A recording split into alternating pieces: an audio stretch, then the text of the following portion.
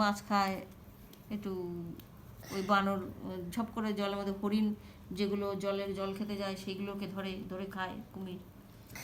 ওইগুলো আসার সময় একটু বাচ্চাদের দেখতে আসে। ও কুমির ভাইয়া, ও শিয়াল পণ্ডিত, হ্যাঁ তুমি আমার বাচ্চাগুলোকে দেখাও। ওই একটা বাচ্চাকে নিয়ে 11 বার উপরে ওঠে আর গর্তের মধ্যে নিয়ে যায়। এরকম করে কুমির ভাবে কি আমার 11টা বাচ্চাই আছে। এরকম করতে করতে 11 দিন হয়ে গেছে, এবার একটা বাচ্চাই আছে, সেটাকে 11 বার দেখিয়েছে। এইবার তারপরে ঠিক আছে, বাচ্চারা লেখাপড়া শিখছে। বলে কেমন লেখাপড়া শিখছে? বলে খুব ভালো, তোমার বাচ্চারা খুব ভালো লেখাপড়ায়, খুব ভালো শেখে। মিথ্যে কথা বলছে। তারপরে না, তারপরের দিন এসে দেখি শিয়াল পণ্ডিত আর নাই। শিয়াল পণ্ডিত আর নেই। তখন ভাবে কি, আরে এ ঠিক আমার বাচ্চা খেয়ে পালিয়েছে। আমার বাচ্চাদের খেয়ে পালিয়েছে, যেটা আমি ভেবেছিলাম সেই ভয় হয়েছে।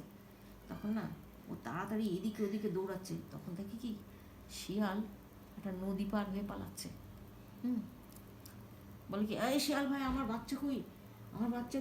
আর শিয়াল পেছন দিকে তাকিয়ে চোঁচা দৌড় জলের মধ্যে দিয়ে।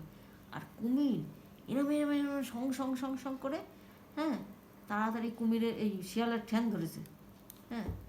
তো বলছে, ও কুমির ভাইয়া, তুমি কি আমার ঠ্যাং ধরেছো? ওইটা আমার ঠ্যাং না, ওইটা আমার লাঠি।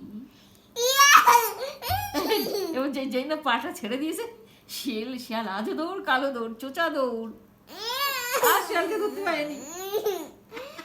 কুমির দৌড় করতে পারে? হ্যাঁ, কুমির হেভি দৌড় করে, এরম করে বেঁকে।